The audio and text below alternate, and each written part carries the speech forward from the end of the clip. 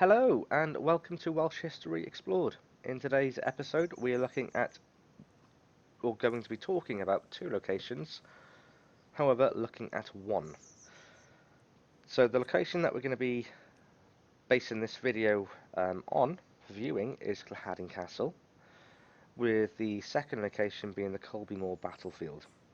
Now, Colby Moor, the battlefield itself, nowadays is private land, and there is little to see other than some long grass.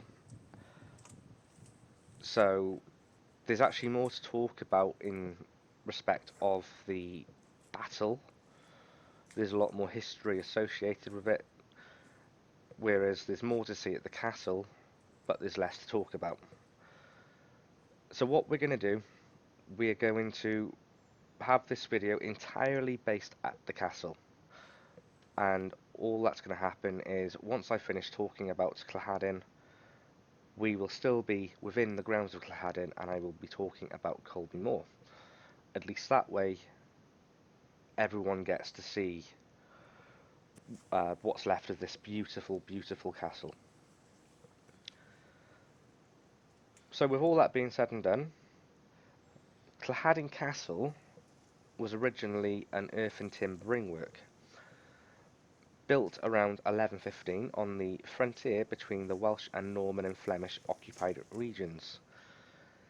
However, this was actually completely razed to the ground in 1193, and it wasn't until the Normans began to gain control within the region in the early 13th century that Llawhaden was refortified with a masonry curtain and several towers. Bishop Beck, seeking to develop the seat of St David's, created the borough of Llawhaden, and he also invested really heavily within the region. This included building a hospital in 1287, of which the ruinous remains still stand and still survive. I haven't included them in this video though.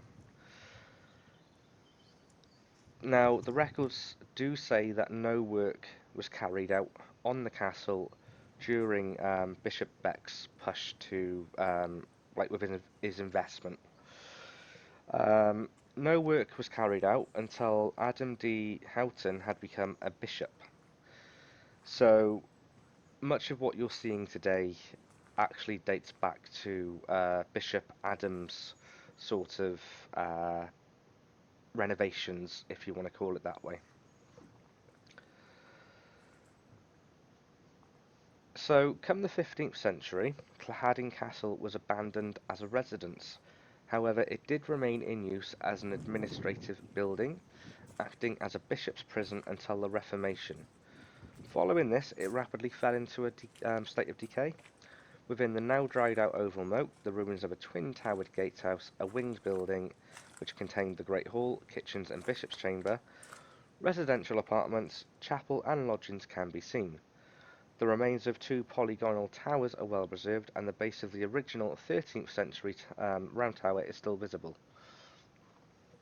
I'll just add now that the the oval moat that surrounds this castle, nowadays it's dry for the most part, unless it rains really heavy, in which case it floods. It's also been built up over the years. It would have been a lot deeper and a lot wider at one point in time.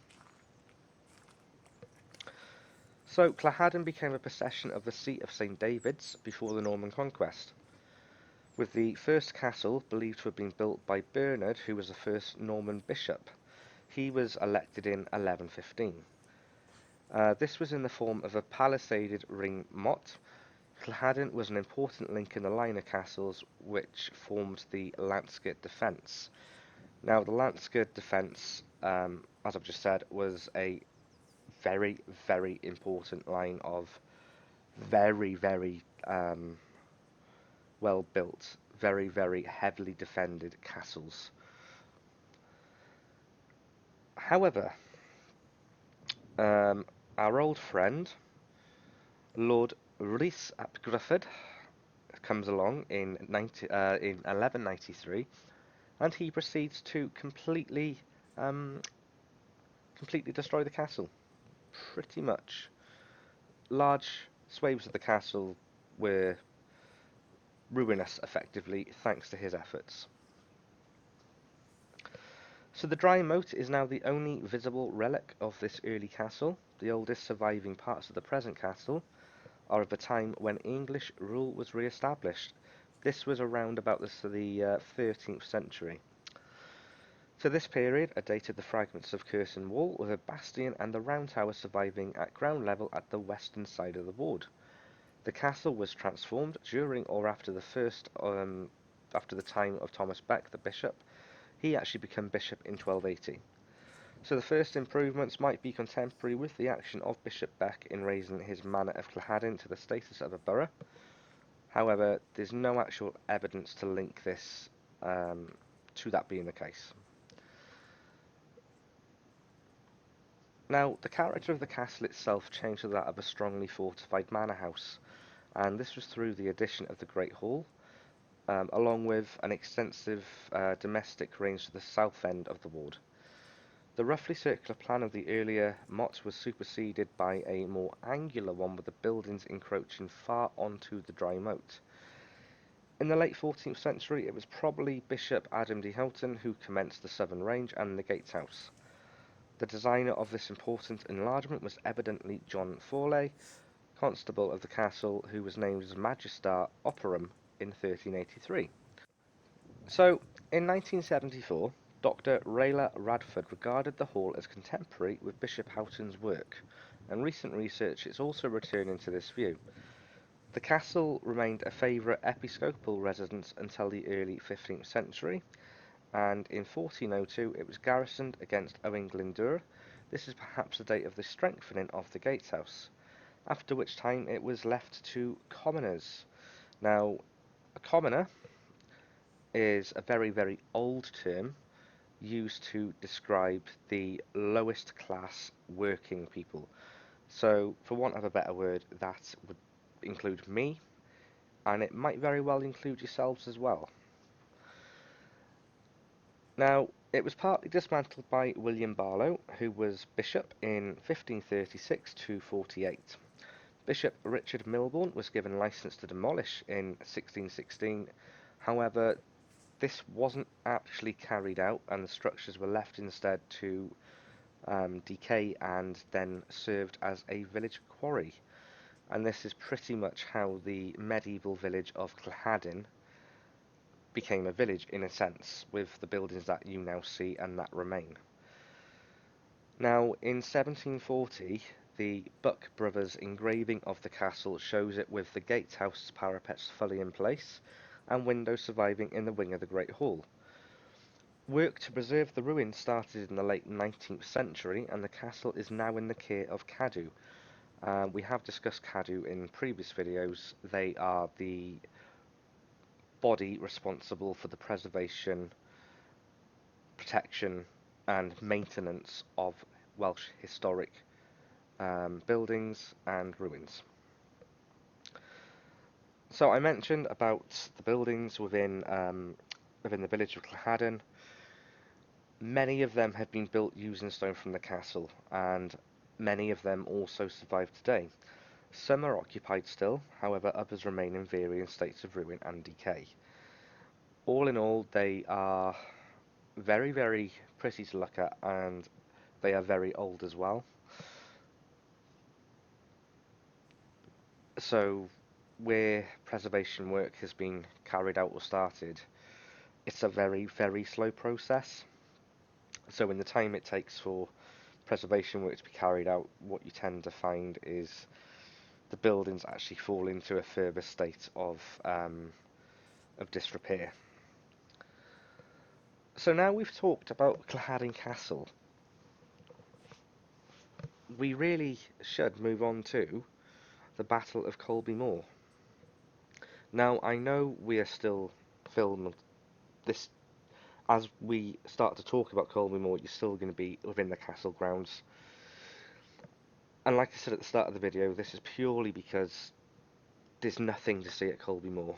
I would be I would have filmed for 20 minutes at Colby Moor, basically showing an empty field. You guys would have all gotten really bored and um, perhaps would have tuned over before you got to the really sort of cool history side of it. Before I go any further, though, with the battle itself, there is just one thing that I should point out, and that is that all of the research and everything that I'm going to talk about with Colby Moor is thanks to the wonderful efforts of David Plant from the bcwproject.org. If you haven't visited that website, or you sort of just want to find out a bit more, then please visit www.bcw slash project.org, dash even, not slash. Right, anyway, so we're going to start from the very beginning with this one.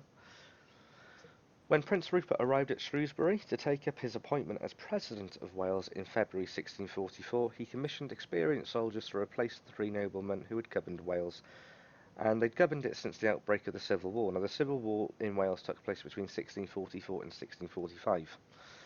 Neither Lord Herbert in south-eastern Wales nor Lord Capel in the north had been successful against the Parliamentarians. However, there was one lord that was doing much, much worse against the Parliamentarians, and that was Lord Carberry. He had actually lost his entire command. Now, his command was the southwestern counties of Pembrokeshire, Carmarthenshire and Cardiganshire. So, Rupert quickly stabilised the majority of Wales.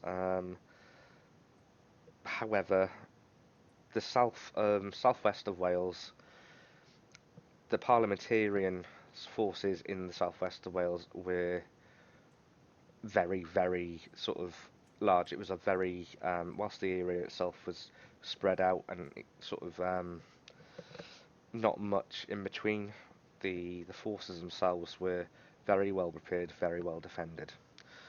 So, with Rupert unable to campaign personally in such a remote region, he appointed Charles Gerard. Now, Charles Gerard was one of his most trusted officers to undertake the task. Gerard's commission extended the area formerly commanded by Lord Carberry to include Glamorganshire and Monmouthshire. This enabled him to draw upon the resources of pretty much all of South Wales in his reconquest of the west. Now, Gerard left Oxford for Wales on the 8th of May of 1644. He had an army of 1,000 foot soldiers, 700 horses and 200 dragoons. Lord Carberry accompanied him to advise on local conditions. Although relatively small, Gerard's force was enough to overwhelm the Parliamentarians. He proceeded to drive them out of Cardiff to secure Glamorganshire before advancing westwards. By the end of June, he had captured the whole of Carmarthenshire and the castles of Cardigan and Newcastle Emlyn. The Parliamentarian commander, Colonel Rowland Larne, abandoned his territorial gains and withdrew his forces to the strongholds of Pembroke and Tenby. From here, he could maintain contact with the Parliamentarian navy for reinforcements and supplies.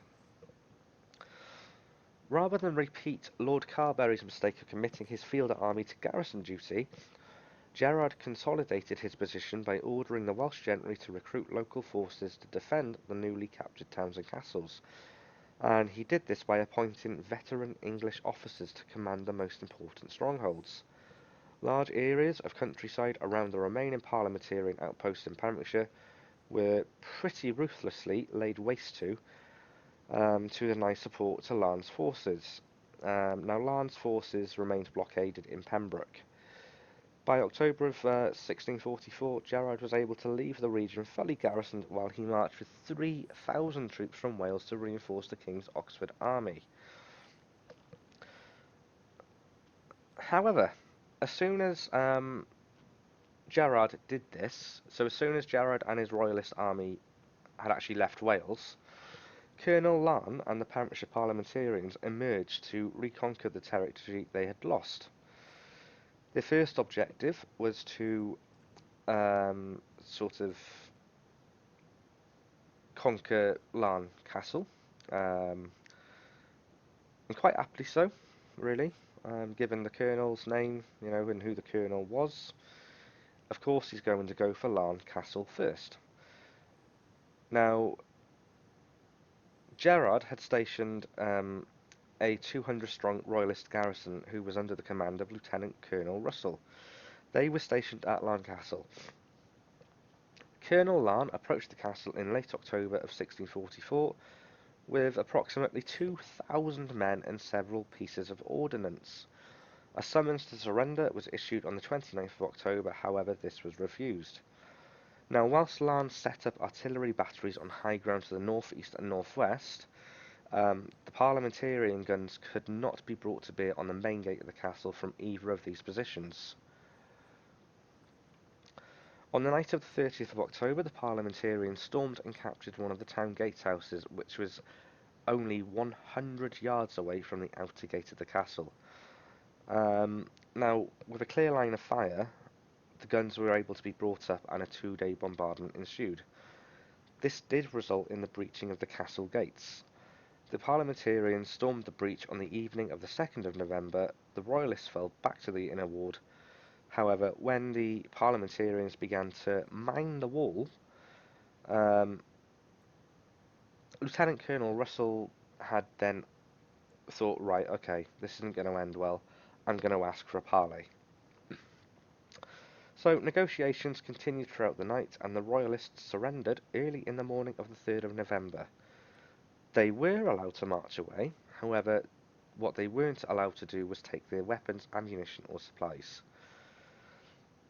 So they had to leave everything that they had on them, basically, for Colonel Llawhaden's forces to have instead.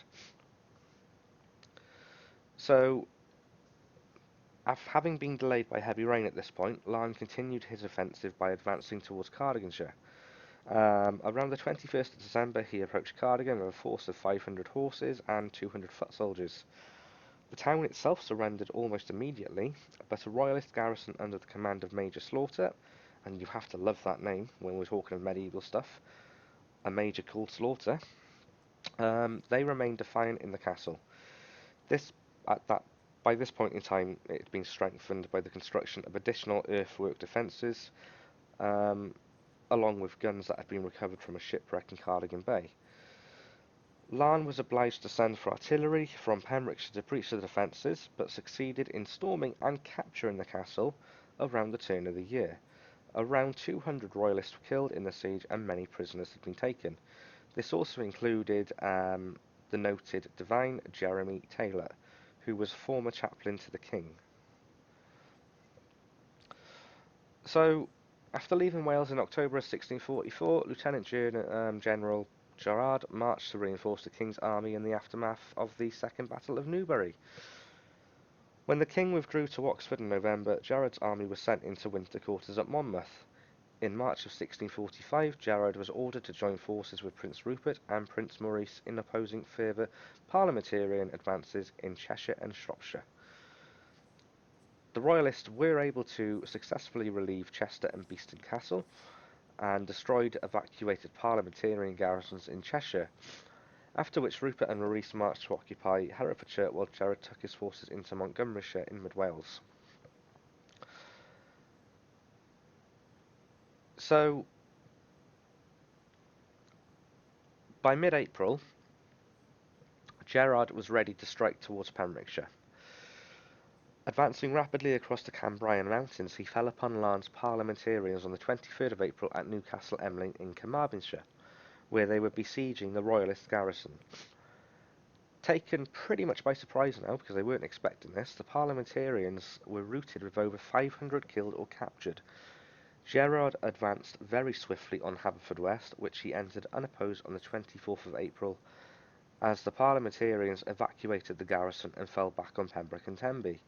The fall of Newcastle Emlyn and Haverfordwest left Cardigan isolated, at which point the garrison that was in Cardigan evacuated by sea to Pembroke. Gerard continued his lightning campaign by storming Hickney Castle in a midnight attack on the 25th of April, followed by Carew Castle on the 29th of April. And within roughly a week, Gerard had recovered nearly all of the territory lost since his departure in October of 1644. And once again, Colonel Larne was confined to the strongholds of Pembroke and Tenby, while Gerard settled down to raise recruits and supplies. Now, during the time between that happening and the Battle of Colby Moor, Gerard once again left Wales to reinforce the King's army. I'm not going to go into the detail on that because we are actually running out of time. So I'm going to skip forward slightly and I'm going to bring it to August of 1645. So, although Lieutenant General Gerard left South Wales in May of 1645, strong Royalist garrisons remained in place throughout the region.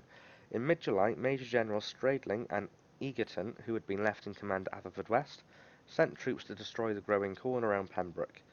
Threatened with starvation and encouraged by the news of the Parliamentarian victory at Naseby, Colonel Larne gathered a force of around 550 foot soldiers, 200 horses and 2 field guns from the Tenby and Pembroke garrisons, and advanced into Pembrokeshire on the 28th of July 1645. Larne's forces occupied Caniston Woods between Haverfordwest and Narberth. The infantry were reinforced by a party of around about 150 seamen from Vice Admiral Batten's naval squadron. They had been anchored in Milford Haven. On the 1st of August, the Royalist commanders, Stradling and Egerton, advanced from Haverfordwest to challenge Larne with a force reported to be double the size of the Parliamentarians. The Royalists drew up in Colby Moor, where, at around 6 o'clock in the evening, an advance guard of Parliamentarian horses, flanked by musketeers, moved to attack. The battle lasted for an hour, but the Royalists were finally routed, with 150 killed and 700 taken prisoners. Now that night the Royalists abandoned the town of Haverfordwest, leaving only a very, very small garrison within the castle itself. After a bombardment, the Parliamentarians scaled the castle walls on the 5th of August, taking the entire garrison prisoner. From Haverfordwest, Larne moved swiftly to recover other Royalist garrisons, and by the end of September 1645, the whole of Pembrokeshire was back in Parliamentarian hands. So, I should add, within the grounds of Colby Moor, there's believed to be a prehistoric barrow, locally held to contain the dead of the Colby Moor battle. Armour has also been unearthed in the field in which the barrow is situated, and the ground itself now, the field itself, is identified and classified as a protected war cemetery or war grave. Anyway, I hope you've enjoyed this video, and I apologise if my voice has been up and down. I am still full of cold. Please look out for episode number 6. However, I'm yet to decide what to do for episode number 6. So once I know, you guys will know. Anyway, thank you for watching and take care.